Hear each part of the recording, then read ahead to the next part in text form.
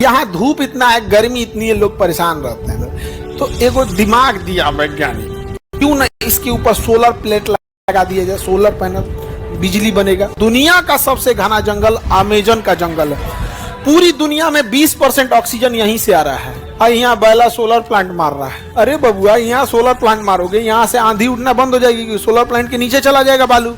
20 से 30 सालों के बाद प्रभाव ऐसा होगा कि यहाँ जंगल खत्म हो जाएंगे सब। नहीं लगाए सब सोचा तो नहीं, 30-35 साल बाद इसका प्रभाव पड़ेगा, तब तक तो हम लोग निपट चुके रहेंगे लोग। तो हम वैज्ञानिकों को खोज रहे हैं, पहले मिलेगा तो कहेंगे रे बैला। ये हो गया कौन मरुस्थल। यहाँ धूप इतना है, गर्मी इतनी है, लोग परेशान रहते हैं। तो एगो दिमाग दिया वैज्ञानिक, क्यों ना इसके ऊपर सोलर प्लेट लगा दिया जाए, सोलर पैनल, बिजली बनेगा। तो हम वैज्ञानिकों को खोज रहे हैं, पहले मिलेगा तो कहेंगे रे बैला। बैला तू हम लोग की जान ले लेगा। देखो ध्यान से यहाँ से जब समुद्री हवाएं चलती हैं तो अपने साथ बालू के कुछ कण को उड़ा के ले जाती हैं, और वह बालू का कण ये समुद्र पार करके अब ब्राज़ील तक चला जाता है। कहाँ तक चला जाता है? ब्राज़ील, क्योंकि यहाँ से पछुआ और पूर्वा हवाओं के व्यापारिक पवनों के प्रभाव में चला जाता है। और ये फास्फोरस कहाँ चला जाता है? ब्राज़ील में। और नए पौधों को निकलने के लिए फास्फोरस बहुत ज़रूरत है। अगर किसी पौधा को फास्फोरस और पानी और धूप, ये 3 चीज मिल गया, उसे आगे बढ़ने से कोई नहीं रोक सकता है। तो फास्फोरस कहाँ से आ गया? यहाँ से। विषुवत रेखा इसके पास से गुजरती है, इसलिए इसे धूप भी मिल गया, और विषुवत रेखा के पास पानी भी, बारिश भी ज़्यादा होता है, इसलिए बारिश भी हो गया यहाँ पे। जिस वजह से यहाँ बहुत ज़्यादा घना जंगल होता है, और दुनिया का सबसे घना जंगल अमेजन का जंगल है। पूरी दुनिया में 20% ऑक्सीजन यहीं से आ रहा है। पूरी दुनिया का 20% ऑक्सीजन, मतलब जितना ऑक्सीजन है ना, उसका 20% अकेले कहाँ से आ रहा है? अमेजन के जंगल। और यहाँ बैला सोलर प्लांट मार रहा है। अरे बबुआ, यहाँ सोलर प्लांट मारोगे, यहाँ से आंधी उठना बंद हो जाएगी क्योंकि सोलर प्लांट के नीचे चला जाएगा बालू। 20 से 30 सालों के बाद प्रभाव ऐसा होगा कि यहाँ जंगल खत्म हो जाएंगे सब। और ये जंगल जब खत्म हो जाएगा, मरुस्थल हो जाएगा, दुनिया में 20% ऑक्सीजन की कमी होगी। और हमेशा याद रखिएगा, एक और तो ऑक्सीजन की कमी हो रही है और दूसरी ओर CO2 बढ़ रहा है। विश्व का टेम्परेचर, एवरेज टेम्परेचर जो हम लोग के गर्मी का रहता है ना, 45-46 डिग्री, वो एवरेज हो जाएगा हम लोग का 46 डिग्री। अभी हम लोग आज 38 डिग्री टेम्परेचर है, 38 डिग्री आज, 38। दोपहर होते होते 39-40 डिग्री तक पहुंचेगा। अभी तो सुबह का टाइम है, 2 बजते बजते 40 डिग्री पहुंचेगा।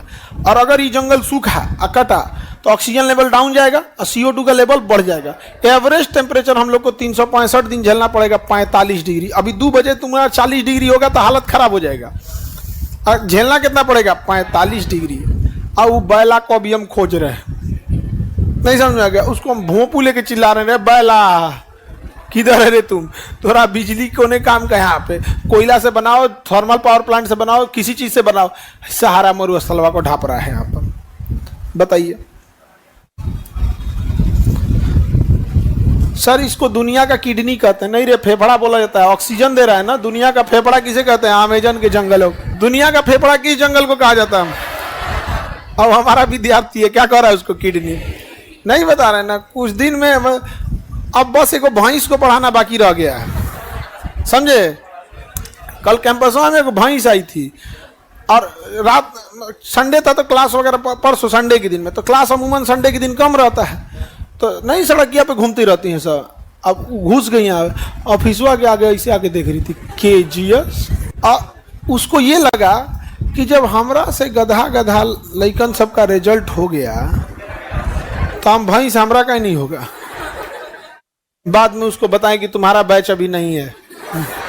जाइए नहीं रही थी यहाँ पे, ऑफिस में देख रही थी, 2 गो ऑफिस यहाँ पे एडमिशन कराने आई होगी लग। और हमको कभी कभी लगता है कि जब तुम लोग को हम लोग पढ़ा दिए ना, तो हम पढ़ा देंगे भैंस को भी। तुमसे कम में मेहनत लगेगा पढ़ाने में। किडनी नहीं बोला जाता है उसको, फेफड़ा बोला जाता है। विश्व का फेफड़ा अमेजन के जंगल। अब आप बताओ, सहारा मरुस्थल में सोलर प्लांट लगाना चाहिए? हाँ, नहीं लगाए सब सोचा तो नहीं। 30-35 साल बाद इसका प्रभाव पड़ेगा, तब तक तो हम लोग निपट चुके रहेंगे लोग।